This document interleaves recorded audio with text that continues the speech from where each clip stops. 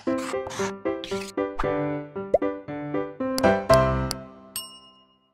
बच्चों, blueprint digital में आपका स्वागत है। मैं मोनिका, आपके मैथ्स ट्यूटर। बच्चों, हम पढ़ रहे थे समुच्चय के बारे में, जिसमें जो लास्ट लेक्चर्स हैं हमने इसके लगभग सारे टॉपिक्स को कवर कर लिया है। हमारा एक टॉपिक अभी इसमें बचा हुआ है, जिसका नाम है कि जो हमारे परिमित समुच्चय होते हैं उसमें अवयवों की संख्या से संबंधित हमारे पास कुछ फॉर्मूले हैं जिन्हें आज हमें पढ़ना है और उन पर बेस्ड क्वेश्चंस को सॉल्व करना है। तो बच्चों, हमने बात की थी कि जो समुच्चय है उसके प्रकार के बारे में, कि जैसे परिमित समुच्चय होते हैं, अपरिमित समुच्चय होते हैं, रिक्त समुच्चय होते हैं, इस तरह से। तो उसमें एक था हमारा कौन सा, परिमित समुच्चय। तो परिमित समुच्चय कौन सा होता है?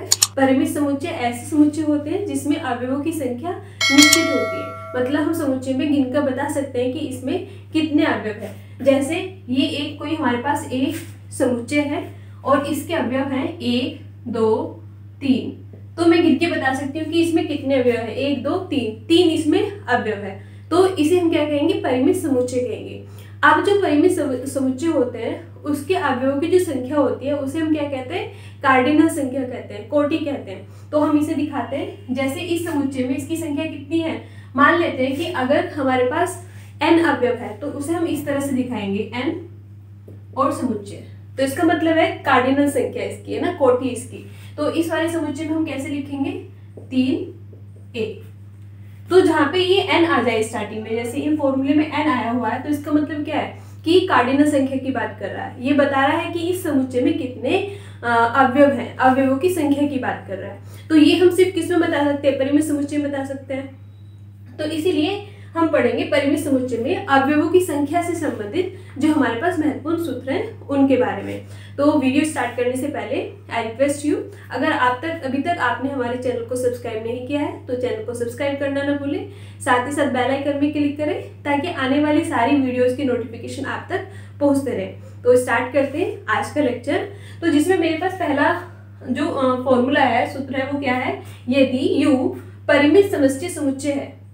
समष्टि समुच्चय मतलब जो यूनिवर्सल सेट होते हैं हमारे, वो तो U जो है वो हमारा एक परिमित समष्टि समुच्चय है और एक जो A है वो एक परिमित समुच्चय है। ठीक है।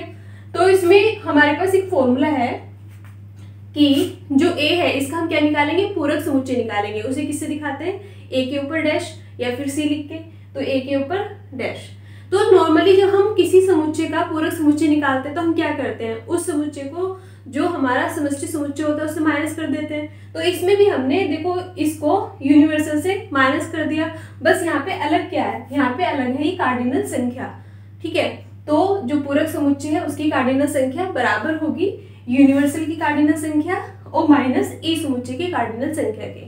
तो ये हमारे पास एक फॉर्मूला है जिससे हम क्वेश्चंस भी सोल्व करना सीखेंगे। ठीक है। दूसरा हमारे पास बच्चों कि यदि A एवं B दो परिमित समुच्चय है, A भी परिमित है, B भी परिमित है, हम बता सकते हैं कि कितने अवयव हैं। तो अगर हम इन दोनों का यूनियन निकालें, ठीक है, फिर उसकी कार्डिनल संख्या देखें तो वो बराबर होगा A की कार्डिनल संख्या प्लस B की कार्डिनल संख्या माइनस A प्रतिच्छेद B की कार्डिनल संख्या के। ठीक है। तो हम A प्रतिच्छेद B निकालेंगे, A संग B निकालेंगे और अलग अलग इनकी कार्डिनल संख्या निकालेंगे। इस फॉर्मूले से हम क्या कर सकते हैं? इस फॉर्मूले से हम A यूनियन B की भी कार्डिनल संख्या निकाल सकते हैं, A प्रतिच्छेद B की भी कार्डिनल संख्या निकाल सकते हैं। अगर हमें चारों में से 3 कोई भी मान दिए हुए हैं तो चौथे मान को हम निकाल सकते हैं। ठीक है। तो अगला हमारे पास यदि A एवं B दो परिमित और विसंगत समुच्चय है तब हमारे पास एक फॉर्मूला होता है। परिमित बच्चों आपको पता है क्या होता है? जिसमें अवयव हम गिन सकते हैं वो समुच्चय परिमित होता है। विसंगत समुच्चय क्या होता है? जिसमें कोई भी अवयव उभयनिष्ठ नहीं होता है, कोई भी अवयव जो है कॉमन नहीं होता है, उसे हम विसंगत समुच्चय कहते हैं। तो इसके लिए एक फॉर्मूला है कि अगर हमारे पास ये दो समुच्चय हैं, हम इनका प्रतिच्छेद निकाले तो हमेशा क्या होगा? वो पाई होगा। ठीक है। क्योंकि ये कैसे हैं? परिमित तो है लेकिन विसंगत है, क्योंकि इनमें दोनों में से कोई भी अवयव जो है वो कॉमन नहीं है। कॉमन नहीं है तो इसमें हम कुछ प्रतिच्छेद नहीं निकाल सकते। प्रतिच्छेद क्या होता है? इंटरसेक्शन क्या होता है? उसमें हम वो अवयव लेते हैं जो दोनों समुच्चय में कॉमन होते हैं। तो इसमें कुछ भी कॉमन नहीं है तो इसका मतलब पाई। ठीक है। अब इसमें कार्डिनल संख्या कैसे लिखेंगे? इससे पहले n कार्डिनल संख्या, पाई से पहले n कार्डिनल संख्या। लेकिन पाई तो खुद ही क्या होता है? एक रिक्त समुच्चय होता है, नल सेट होता है जिसमें एक भी अवयव नहीं होता है। तो ये क्या हुआ? 0। ठीक है। 0 मतलब कोई भी अवयव उसमें नहीं है। तो ये हमारे पास तीसरा फॉर्मूला है। बच्चों अगला सूत्र है हमारे पास, यदि ए एवं बी कोई दो परिमित समुच्चय है, तब अगर हम ए को माइनस करें बी से, समुच्चय ए माइनस समुच्चय बी, और उसकी कार्डिनल संख्या निकालें, तो वो बराबर होगा ए प्रतिच्छेद बी पूरक बी। बी समुच्चय कैसा है? पूरक समुच्चय है, और फिर उसकी कार्डिनल संख्या, या फिर ये इसके बराबर हो सकता है, या फिर ये बराबर होगा ए की कार्डिनल संख्या माइनस जो दोनों का प्रतिच्छेद है उसकी कार्डिनल संख्या के, या फिर ये बराबर हो सकता है ए संग बी की कार्डिनल संख्या माइनस बी की कार्डिनल संख्या। तो इसी ये जो हमारा एक है, ये तीन फॉर्मूले के बराबर है। तो आपको ये तीनों फॉर्मूले जो है वो याद रखने हैं। अगला हमारे पास फॉर्मूला है, यदि U समष्टि समुच्चय है तथा A एवं B परिमित समुच्चय है, तब हमारे पास एक फॉर्मूला होता है कि A पूरक संग B पूरक, इसकी कार्डिनल संख्या बराबर होगी U मतलब समष्टि समुच्चय यूनिवर्सल सेट की कार्डिनल संख्या माइनस A प्रतिशत B की कार्डिनल संख्या के। अब जो दूसरा फॉर्मूला है इसमें इसके अपोजिट है। अपोजिट मतलब क्या? जहाँ यूनियन है वहाँ प्रतिच्छेद होगा, जहाँ प्रतिच्छेद है वहाँ यूनियन होगा। बाकी ये सारा फॉर्मूला सेम है। आपको जो पूरक समुच्चय होते हैं, तो पूरक समुच्चय में हमें हमेशा क्या जरूरत पड़ती है? समष्टि समुच्चय की जरूरत पड़ती है। तो आप इसको भी ध्यान रखें, है ना। जैसे यहाँ पे ये पूरक है तो ये हमें U से इसको माइनस किया, यूनिवर्सल से इसको माइनस किया, ऐसे ही करते हैं ना। हम जब पूरक समुच्चय निकालते हैं तो समुच्चय को उसका जो समष्टि समुच्चय होता है उससे माइनस कर देते हैं, ठीक है। तो ये दो और हमारे पास इसके फॉर्मूले हैं। बच्चों अगला फॉर्मूला है हमारा जो परिमित समुच्चय है उसके अवयवों से संबंधित, जिसमें हमारे पास तीन समुच्चय हैं A B C। ये तीन परिमित समुच्चय हैं, यानी कि तीनों समुच्चय ऐसे जिनके अवयवों को हम गिन सकते हैं। तब इनमें इनके लिए फॉर्मूला होता है कि A संग B संग C, अगर हम इन तीनों समुच्चय का यूनियन निकाल ले, संग निकाल ले और उसकी कार्डिनल संख्या निकाले, तो वो बराबर होगा A की कार्डिनल संख्या प्लस B की कार्डिनल संख्या प्लस C की कार्डिनल संख्या माइनस A प्रतिशत B की कार्डिनल संख्या माइनस B प्रतिशत C की कार्डिनल संख्या माइनस C प्रतिशत A की कार्डिनल संख्या प्लस A प्रतिशत B प्रतिशत C की कार्डिनल संख्या की। तो ये हमारे पास पूरा फॉर्मूला है, और ये इसके बराबर भी होता है जो इसका दूसरा फॉर्मूला है, ठीक है। यानी कि A संग B संग C की जो कार्डिनल संख्या है वो बराबर होती है A प्रतिशत B की कार्डिनल संख्या प्लस B प्रतिशत C की कार्डिनल संख्या प्लस C प्रतिशत A की कार्डिनल संख्या माइनस 3 A प्रतिशत B प्रतिशत C की 3 गुना कार्डिनल संख्या n। ये क्या है हमारा 3n है। तो बच्चों ये जो अभी तक मैंने सारे फॉर्मूले आपको नोट कराए हैं, इन्हें आप अच्छे से याद कर ले, तभी आप इस पे बेस्ड क्वेश्चंस को सॉल्व कर सकते हैं। अगर आपको ये याद है तो क्वेश्चंस करना बहुत ही आसान है। तो अब इन सब फॉर्मूले से बेस्ड कुछ हम क्वेश्चंस को सॉल्व करना सीखते हैं।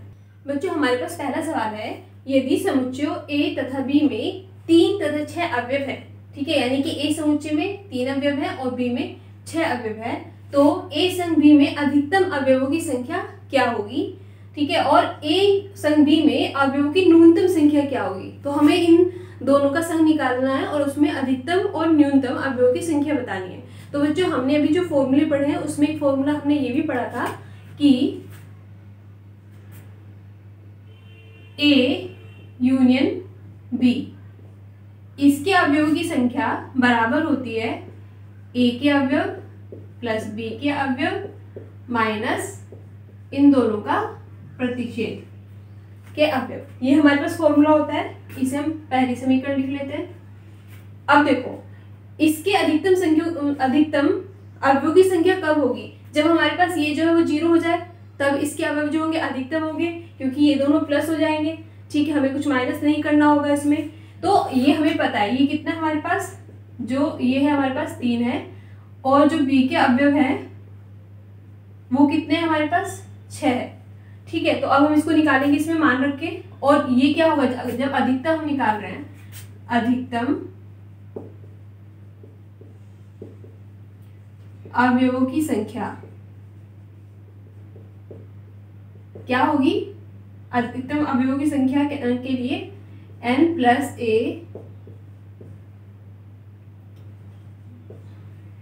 n की कार्डिनल संख्या प्लस b की कार्डिनल संख्या, जो ये हमारा है इसमें n a प्रतिशत b, वो क्या होगा इसमें 0 होगा।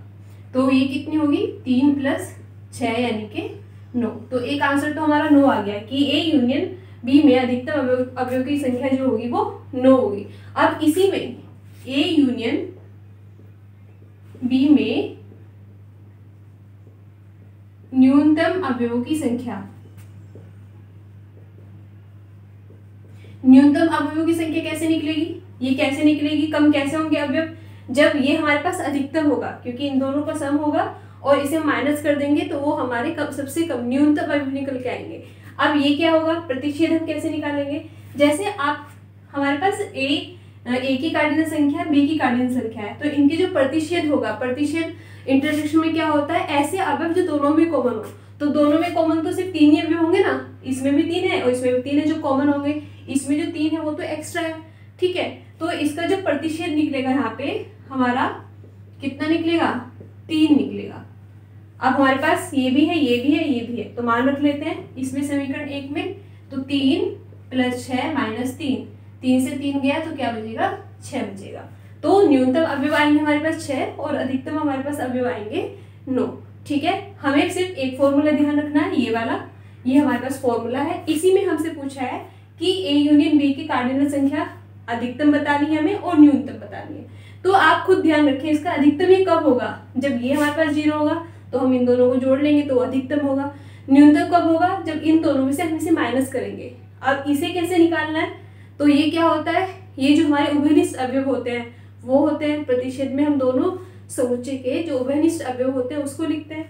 तो इसमें और इसमें उभयनिष्ठ कितने अवयव होंगे, 3 हो गए।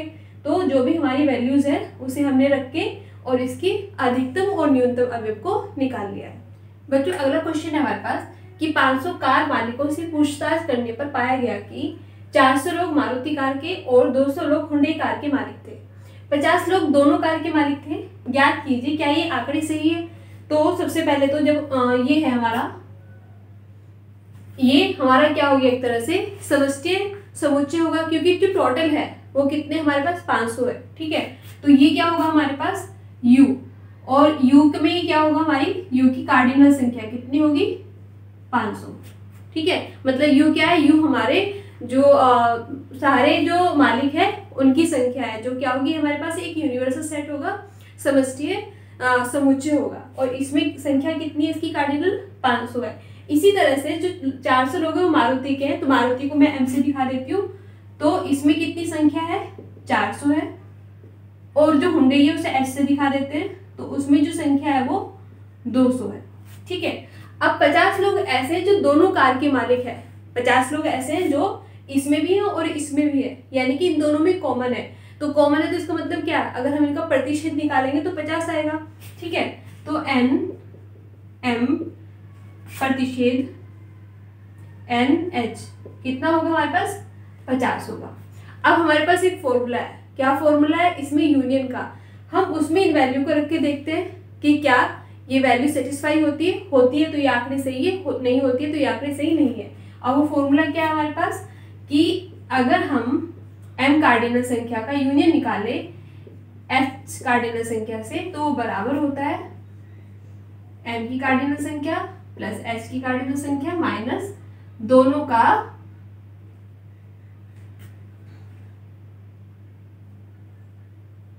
इसे हम ऐसे ही लिख देंगे, दोनों का प्रतिच्छेद, ठीक है। अब ये हमारे पास, इसको भी हम इस तरह से लिख देंगे यूनियन h। तो ये तो हमें नहीं पता है, यानी कि n यूनियन तो हमें नहीं पता है, ये पता है कितना है हमारे पास 400, और ये हमारे पास कितना है 200, और ये हमारे पास है 50। तो जब इसे सॉल्व करेंगे हम तो कितना आएगा हमारे पास 550।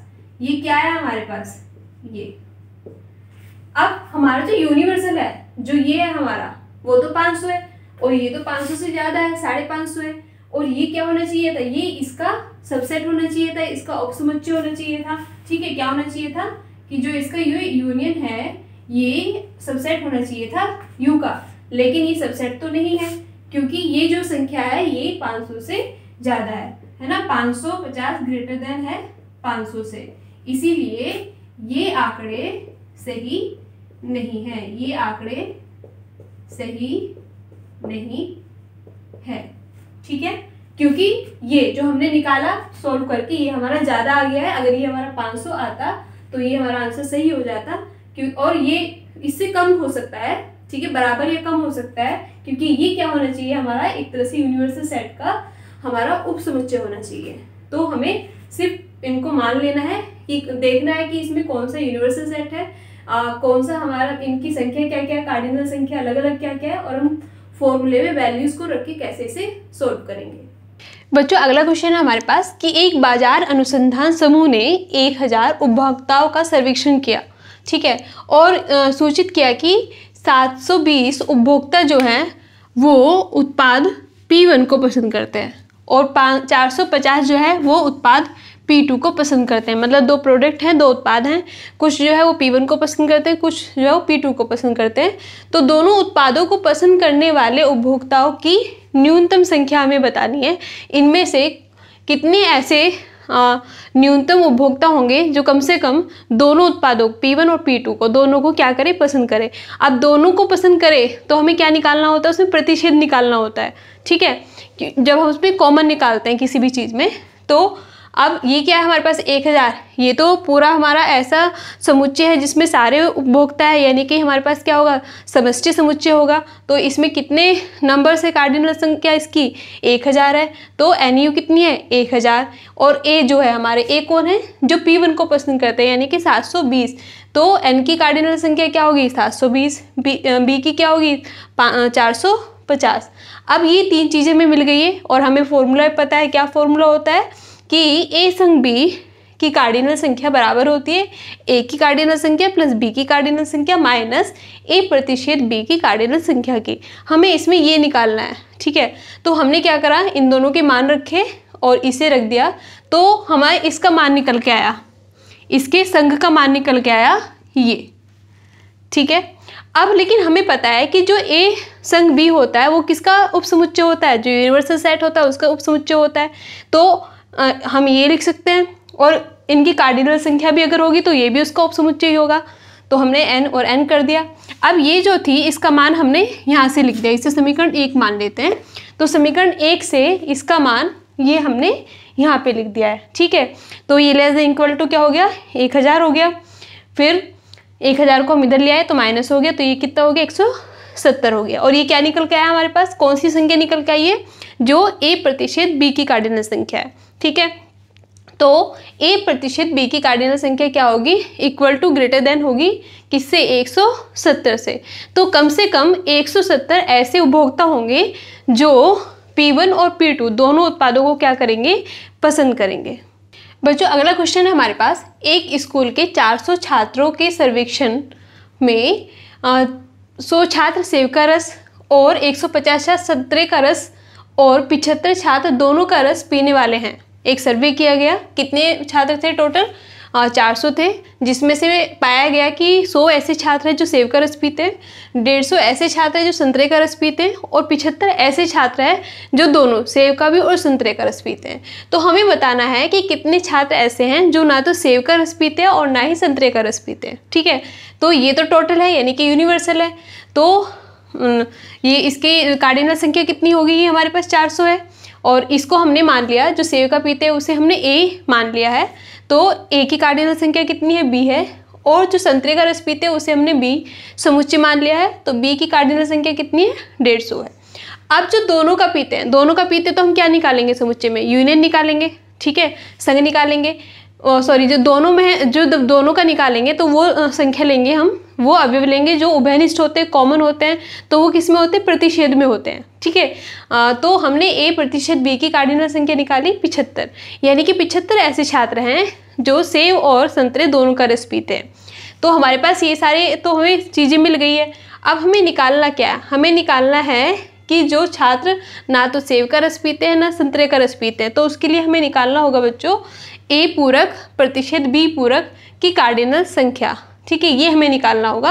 अब ये इसके बराबर भी होता है कि ये यूनियन B, ये हमने फॉर्मूला लिखा है, उसका पूरक निकालो और उसकी कार्डिनल संख्या निकालो।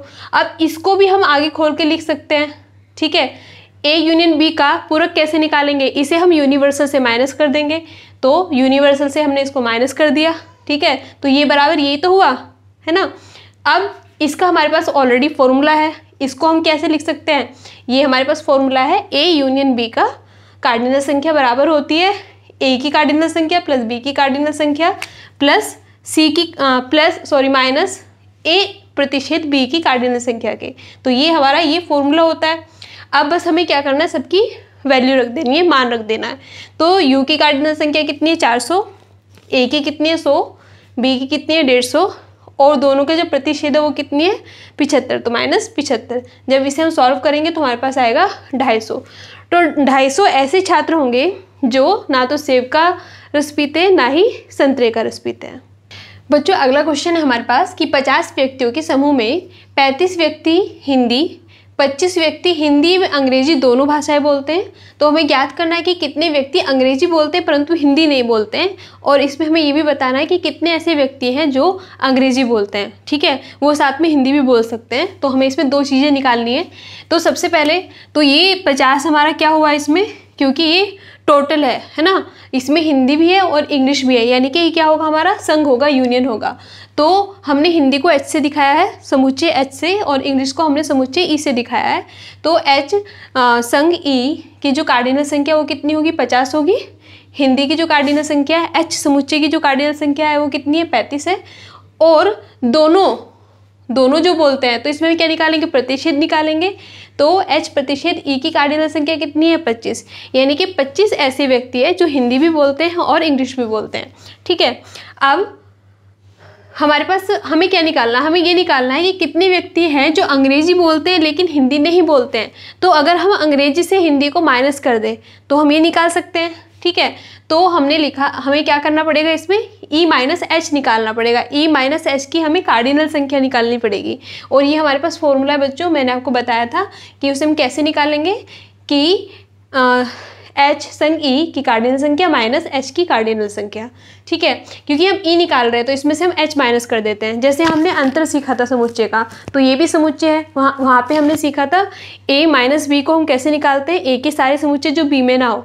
तो यहाँ पे हम E माइनस H कैसे निकालेंगे, E के सारे समुच्चय जो H में ना हो, ठीक है। तो बस यहाँ पे A B की जगह E और H हो गया है। तो यहाँ पे हमने वैल्यूज़ रखी, तो ये आया हमारे पास 15। तो 15 ऐसे व्यक्ति हैं जो अंग्रेजी बोलते हैं, हिंदी नहीं बोलते, बिल्कुल बस प्योर अंग्रेजी बोलते हैं, ठीक है। तो हमारे पास ये पहला आंसर आ गया। अब दूसरा इसमें क्या है हमारे पास, हमें यूनियन पता है इन दोनों का, हमें ये फॉर्मूला पता है, ठीक है। क्या फॉर्मूला है कि H संग E का जो कार्डिनल संख्या है वो बराबर होती है H की कार्डिनल संख्या E की कार्डिनल संख्या माइनस इनके प्रतिशत की कार्डिनल संख्या। अब इसमें हमें निकालना क्या है, हमें निकालना है इसमें E की कार्डिनल संख्या। हमें ऐसे व्यक्तियों की संख्या निकालनी है जो कि अंग्रेजी बोलते हैं, ठीक है, वो साथ में हिंदी भी बोल सकते हैं। तो ये हमने इसको इधर रख दिया और बाकी सबको इधर लेके हमने मान रख दिए। तो हमारे पास निकल के आए 40। तो 40 ऐसे व्यक्ति हैं जो अंग्रेजी बोलते हैं। इसमें से ऐसे भी व्यक्ति हैं जो अंग्रेजी के साथ साथ हिंदी बोलते हैं, और ऐसे भी व्यक्ति हैं जो अंग्रेजी बोलते हैं उसके साथ साथ हिंदी नहीं बोलते हैं। तो 40 व्यक्ति अंग्रेजी बोलते हैं, तो ये हमारे पास कितना है 40, और सिर्फ अंग्रेजी बोलते हैं वो कितना है हमारे पास 15। बच्चों आज के लेक्चर में हम सिर्फ इतना ही करते हैं। आज ही हमारा चैप्टर ख़त्म हो गया है जिसमें हमने समुच्चय के पूरे कॉन्सेप्ट को समझने की कोशिश की। बाकी आप इस कॉन्सेप्ट को एक बार दोबारा वीडियो देख के रिवाइज करें और इसके साथ साथ क्वेश्चंस की प्रैक्टिस करें, जिसके लिए आप चित्रा पब्लिकेशन की एक्टिव मैथ बुक को भी रेफ़र कर सकते हैं। उसमें आपको काफ़ी कलेक्शन मिलेगा क्वेश्चंस का और एग्जाम्पल्स का। तो आप प्रैक्टिस करें और अपने कॉन्सेप्ट को क्लियर करें। नेक्स्ट लेक्चर में हम नया चैप्टर स्टार्ट करेंगे, संबंध और फलन। तो वीडियो पसंद आए तो लाइक ज़रूर करें, दोस्तों के साथ शेयर करें, चैनल को सब्सक्राइब करें। Thank you.